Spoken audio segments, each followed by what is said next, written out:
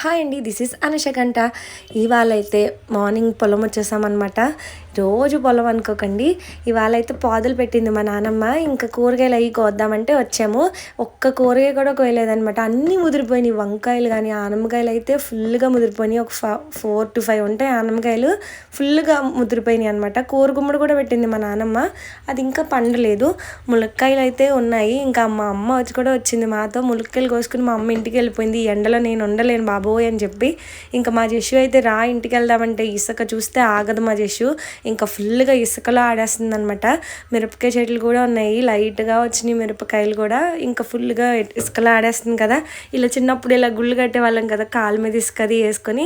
దానికి సరిగ్గా రావట్లేదని నన్ను చేయమంది అనమాట. నేను చేసాను. తర్వాత ఇంకా తను కూడా ఆడుకుంది.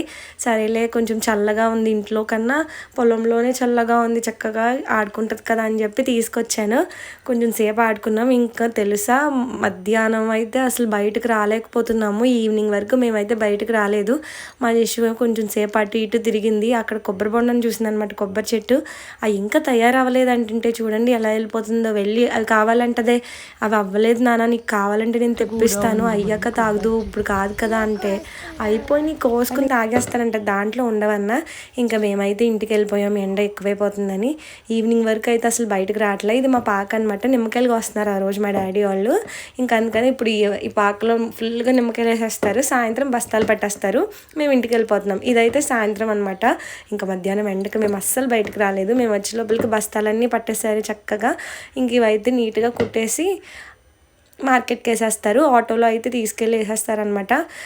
మా డాడీ వాళ్ళు ఇప్పుడు ఎక్కడికి వెళ్ళారంటే తోటలోకి వెళ్ళారు. అంతా అయిపోయింది, వెళ్ళిపోదాం అనుకున్నారు పనోళ్ళు కూడా. కానీ ఏంటంటే ఒక బస్తాకి కొంచెం తక్కువైనాయి అంట, అందుకని ఈ టబ్లో ఉంచారు. వాళ్ళైతే కోయడానికి వెళ్ళారనమాట.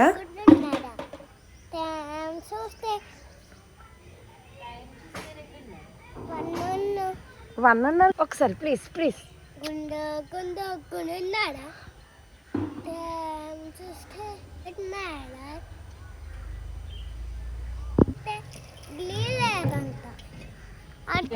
మా బుడ్డిది ఇలాంటివన్నీ ఫోన్లో చూసి ఇవాళ అంటానే ఉంది.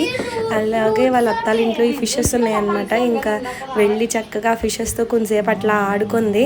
అవి చచ్చిపోతుంటే వీళ్ళు లేట్ చేస్తున్నారు, మనం పెంచుకోవద్దంటే వినరు అనమాట వీళ్ళు. ఇంకా మా డాడీ అయితే ఈవినింగ్ పాలు అవి తీసేస్తున్నారు ఆవుల దగ్గర. ఆటో కూడా వచ్చేసింది. ఆ బస్తాలన్నీ నీట్గా కుట్టేసి ఇంకా ఆటోలో వేసి మార్కెట్ యార్డ్కి తీసుకెళ్ళిపోతారు.